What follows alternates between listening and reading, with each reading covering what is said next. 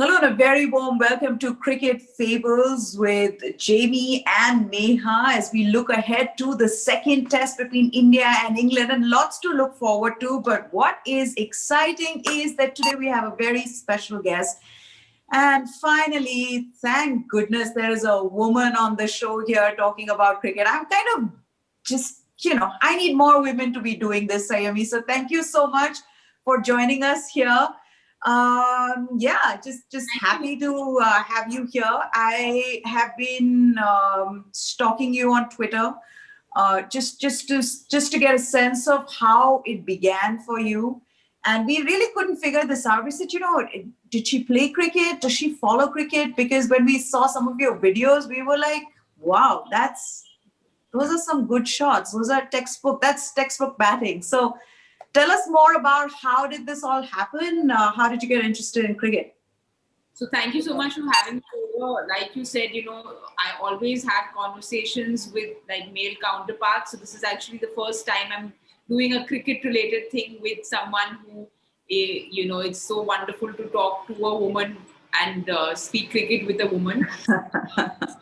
So for me, I think, cricket has been my first love because I used to, I've been a sport freak since I was very young, and I kind of just started learning how to play with a house help of ours. I used to play badminton and cricket both, and I just kind of picked it up with him. I was called in to play for the women's team and I was called in for the selection, but I didn't end up going because I'd already started my career as an actor. And honestly, like you said, textbook shots, I think that I'm more an actor than a cricketer because I, imitate Sachin Tendulkar's straight drive, which is why it looks like a textbook shot, but I don't even know if it'll cross the 30-yard circle. That's good enough considering you're also an actress. But yes, Jamie, carry on. I was going to say, almost feels like women have taken over. No, please. I'm very happy to take a back seat. But no, it's very interesting to watch your clips and to hear you talk, because I know you're very active all through the IPL and then the Australia series. Yeah. What are your first memories of growing up watching this fantastic sport which we love? So actually, my very first memory was probably the '99 World Cup. That's when I started watching cricket. But I was still I was a kid who, had just started understanding the sport. And I made this special cricket room where I had posters of Yuvraj and not Yuvraj, but Dravid and Kumble and Sachin and stuff like that. It was a very priced membership in that room because my dad used to kind of say anti-Sachin things to pull my leg, so he wasn't allowed to watch a single match with me. So it was a when I was probably 8 years old, and I called in just a few of my school friends or my cousins who I knew were Sachin Bhakts like me, and that was my first memory of the sport. And then obviously it kept growing on me. Probably the fondest memory would be, being at Wankhede when we won the World Cup. So I was sitting in the stand, so that, and it was Dhoni's catch almost came to me. So that, and of course Sachin's last match will be a very emotional memory of cricket for me. Yeah, I think it was emotional for all of us. He was crying. Okay. I've never seen him cry for anything, but there were tears, and he kept saying, "No, I'm not crying. No, I'm not crying." Very hard to. No, you were crying. But yeah, all of us had that moment of what we were doing when Sachin retired. So yeah, it was quite something. After all, the man's carried the burden of a billion people for years. Okay, so you've been following the game then. I'm guessing the India-England series. What are you expecting from game number 2? Given the fact that it'll be played in Chennai, toss played such a huge role, pitch was described as a road by Ishant Sharma. What are you expecting from this game? So I think two big things that I read about this morning is Archer is out because he's been ruled out, and I think Aksar is in and fit. So I think these two calls are going to be very important. It's going to be interesting to see if we go ahead with Aksar or do we back Kuldeep, because there was a lot of debate over that. A lot.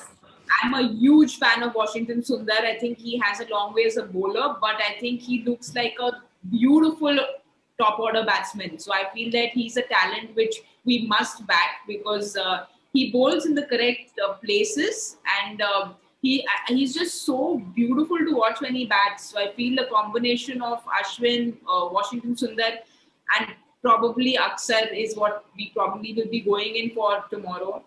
And Archer sits out, but Stuart Broad comes in, so it's not like you are replaced by somebody who's much lesser in quality. So Stuart Broad from one end, Anderson from another end is definitely not fun for a batsman. I'm all for the comeback because we probably take the first game to warm up a little bit. So I'm really hoping for a good big comeback. And the cricketers are not really saying the Test Championship is at the back of their mind. But as a fan, I really want us to go 3-1 or 2-1, so we make it to the game at Lord's. Mm-hmm. So lots to play for tomorrow.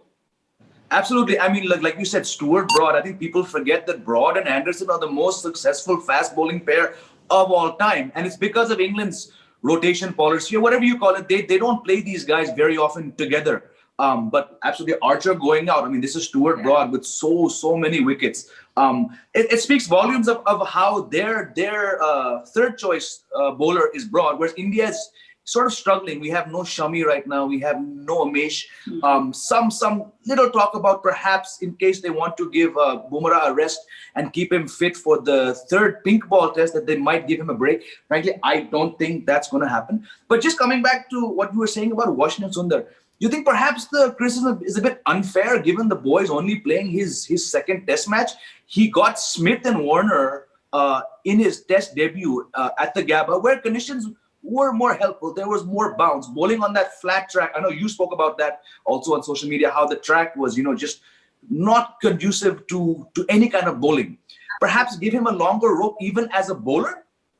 No, definitely, because I feel there's tremendous scope for him, and I actually feel he will end up becoming a very important all-rounder, almost like Jadeja, where Jadeja was more a bowler, and then he started turning into this beautiful batsman. So I feel Sundar obviously is in the team as a bowler, but he's proved his mettle as a batsman in probably all the games that he's played. But he's, again, very similar to Ashwin in the sense with his height and with... we've seen him he's been tested only in T20 cricket, so I feel it's unfair to judge him on the basis of the 3 games that he's played. So I feel that he bowls in the correct areas, so we need to back him because he's just, I feel, one of the most exciting talents in the future that we have. Yeah. So I just really feel bad for Kuldeep Yadav. Like, what does he need to do to get back into the team or get into the playing 11? He's been traveling with the squad, and I just wonder, how does one motivate oneself after, I mean, in this particular match, the last match, if we talk about the last match, you see Akshar Patel goes out, Shahbaz Nadeem is drafted in, overnight or whatever. He was one of the net bowlers. But yes, he comes into the team, but Kuldeep is still sitting out. So my thing is like, I don't know what the management and Kohli are thinking, and I'm sure they understand the conditions and, their team much better. But here's Kuldeep Yadav doing everything right. We saw what he did in Australia the last time they toured, right? When Ravi Shastri declared Kuldeep is your frontline spinner, and now he sits out. So how do you see that whole conundrum that the team management finds itself in? No, it's really unfortunate because, like you mentioned, a few years ago he was considered to be your leading spinner, and now he doesn't find a place in the 11 for 2 very important series. So I feel it's definitely going to take a beating on his confidence because he probably is wondering like, what should I do from here? But having said that, I feel that, again, the first test match, they went ahead with Nadeem because probably Virat wanted a little something more different from the left armour. But we saw how Ajinkya kind of in his speech in Australia mentioned that Kuldeep and Tyagi also played a very important part in the series. Or again, Virat before the series started said that, Kuldeep will find his place.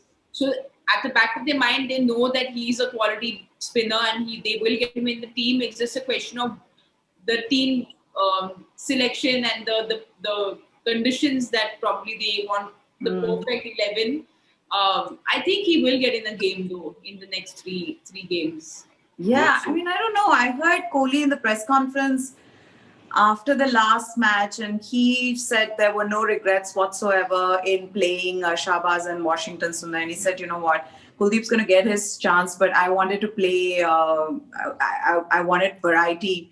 And that's where Shahbaz Nadeem comes in. So, yeah, I mean, and he also said that that Kuldeep is in the scheme of things. So that'll be something, that Kuldeep can be, I don't know, can keep his fingers crossed for. He's poor guy. I feel bad for him. But the good thing is that, yeah, go ahead, Saiyami. The strategy that the England team has adopted, when they came in, they were being like, oh, we are the underdogs. They were not speaking too much, like exactly like what India did when we went to Australia. Like no one expected anything of the team. And everyone obviously had touted England to be the favourites in this series. But they have very quietly come and done their thing and not made any hype around it. That's the thing about Joe Root also. That's his style, I feel. But especially with their record in Asia in the last 2 years, this is probably their 6th or 7th game on the trot that they've won. So it is a side that we cannot take, lying down. Yeah.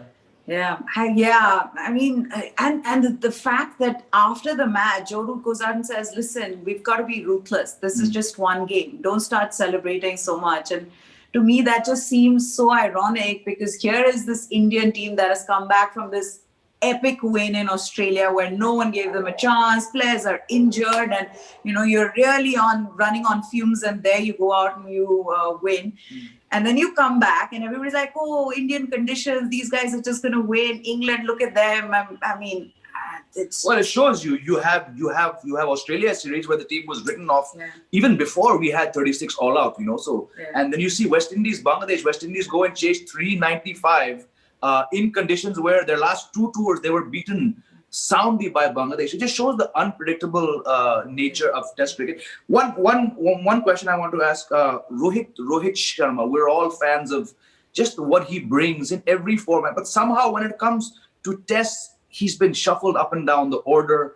4, 5, 6, 7. Then in the last year and a half, 2 years, he's been given a chance as an opener because that's what he does in white ball cricket. You think there's a big score around the corner for him? Because there's so much at stake when it comes to Rohit, No, I mean, he is probably the finest batsman out there, So we have both Virat and Rohit who probably are the 2 finest batsmen out there.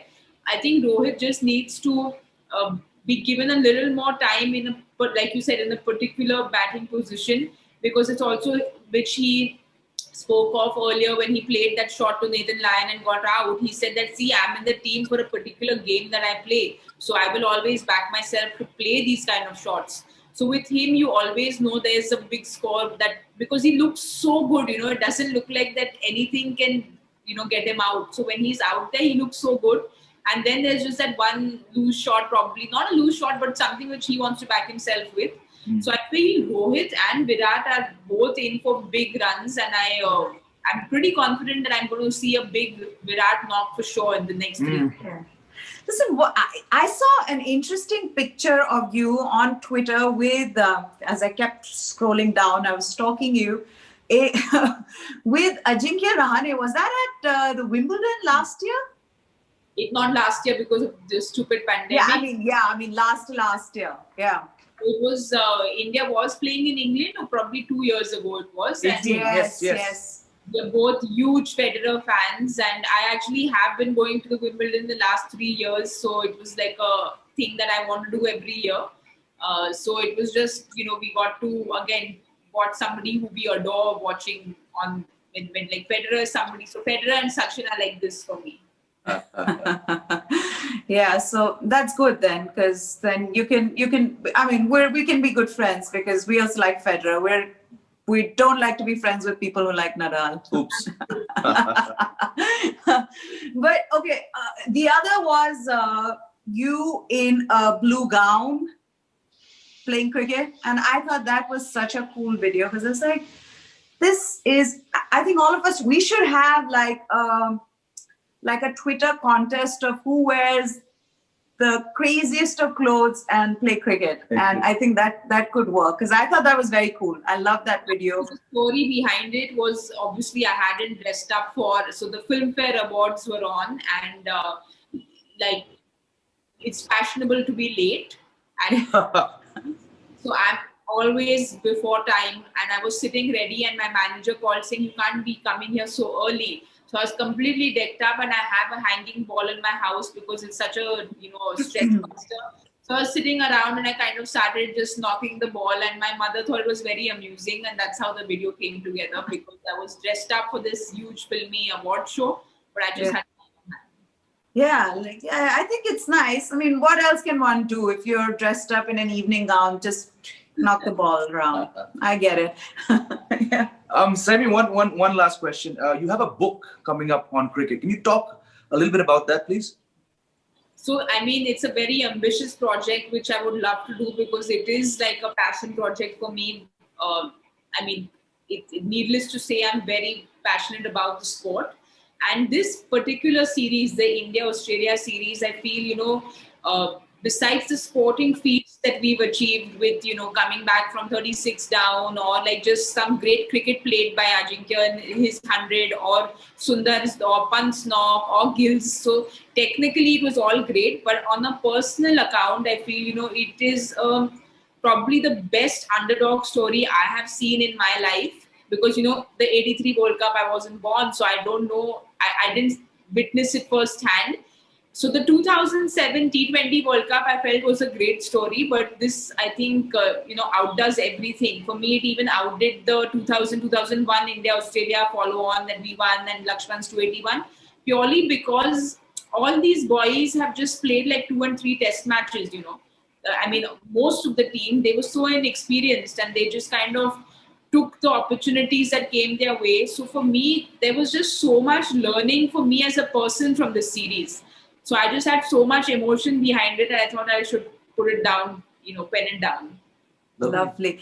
Yeah, I just feel like there are so many small little stories around this whole big win. Like, I'm sure if you talk to Rishabh Pant, he'll tell you what was going on in his mind and how he batted in the last game or in the second last game as well. Or for that matter, Shardul and Washington Sundar's partnership. Yeah, Ashwin and Hanuma Vihari. I mean, all of these guys can sit and write individual books on the series, right? That's how fascinating it was. Like, every single player contributed. There wasn't even like one, like people said that Mayank didn't have the best series, but even his 38 was very important. So I feel that every player has contributed. There isn't even, like, you can't take anyone out of this series. So I feel, which is why this kind of just shows us what team spirit and what a team game is, because everyone contributed. When Pujara and Ashwin were batting, it almost felt like they were at war and taking like bullets right at them. 10 body blows in one innings, one day.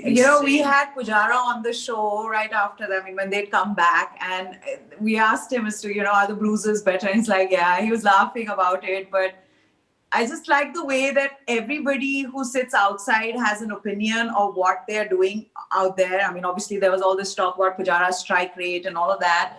But he says, look, I have played enough cricket. I have played close to 200 first-class games. I know exactly what is required of me in the middle. And I had a strategy. I had a plan in place when I went out to bat, even at the Gabba on the last day. So so it's like, it's fascinating to hear these people and then think that there is so much surround sound around them, because of all the social media, Twitter, and I'm sure you get that as well as a public personality, as an actress. But I'm just like, how do you just shut that out? I mean, Pujara there was like, you do whatever it is you want to do. Yeah. I'm not going to move from here. I'm going to be standing here. Just like when the India-Australia series was on, I was playing like cricket with two of my friends in my building. So it's literally like you can only play straight because you're playing in a building. And we play with like a hard tennis ball, and we are bowling over arm, and must be like 15, 16 yards. And I kind of squared up, and the ball hit my inner leg, and it was a hard tennis ball. And for the next like 8 days, it was like properly black, like properly black. I said, like, we sit here in our AC rooms with our television on saying, oh, why aren't you playing the outswinger? Can't you see it? But like, we get so animated. But playing in your own, like a little gully cricket game, you like get hurt so badly, and we're so busy. Like, they're all such armchair critics telling them what to do. Absolutely. Yeah. Out there doing the work. So. Yeah, just the last question before we let you go. We've been saying last question, last question, asking you more and more. But just the last question is that, you're not the regular. I mean, you don't fit into the mold of a regular. I don't know how to put this correctly. Like, what do you mean by regular? But like, I don't see too many actresses, people in films, women. Who follow sport like the way you do. Is it strange sometimes? Do people, can you think of some strange moments where you felt like, yes, so what? I mean, I follow and I play. Because I'm sure there are a lot of people who will be like, oh, she's a woman, she may not understand the game or whatever. Like, did you ever have that thing? Because I have it, and I've been a sports journalist for more than a decade. And I've had it with people where, they're mansplaining the game to me, and I'm like, keep quiet, please. And it's crazy to see this. And it happens with a lot of men here in India where, because men are supposed to understand the game, I see so many of them don't. Correct. But they always try to have like this smart, comment about the game. And I'm like, just because you're born in cricket, born in India, and you're a man doesn't mean you understand the game. So, I mean, I don't know. I've been going round and round. But basically, have there been any incidents with you where you felt like, what the hell? No, this has happened. I mean, it keeps happening to me, because when there are a group of guys discussing the sport, well, now all the guys know that, okay, I'm one of the guys. So, like, they know that they shouldn't argue with me or mess around with me. But initially, when I don't know someone and, they're like, oh, we play on Sundays, I'm like, oh, can I join you? So there was this one particular guy who was trying to take me out for dinner for the longest time. And I said, I'm not coming out for dinner with you. Let's play a game of cricket. So he's like, "Arey kya ladki ke saath cricket khelna hai," kind of a thing. So he's like, the typical guy thing that they'll come and bowl like this little underarm ball to you. And I love playing this thing of, I don't know how to play and I don't know how to bowl kind of a thing I go with. And then I can bowl decent enough pace. So this particular incident where this guy was like, "Arey isko khilate hai," kind of thing. Theek hai. Like, after a lot of deliberation, called me into play, and I got him out on the third ball. So it was just like, okay. Brilliant. It's reminding me a bit, I mean, obviously that's far more dramatic, but like Queen's Gambit, where everybody's like, isko kya aata hoga? Like this. Have you seen the show? I love the show. I love the show. Yeah, it's brilliant. Anyway, we could go on talking, but thank you so much for coming on our channel and talking to us, Saiyami Kher. Thank you for having me over, and let's hope for a big, nice comeback in the next 3 games. Hoga. Yeah, and let's hope for big more. innings from Virat Kohli is due. I can feel it. Yeah. I also hope for more conversations with you, because it's nice. It's nice to have, women come and talk about the game. So thank you. Thank you very much.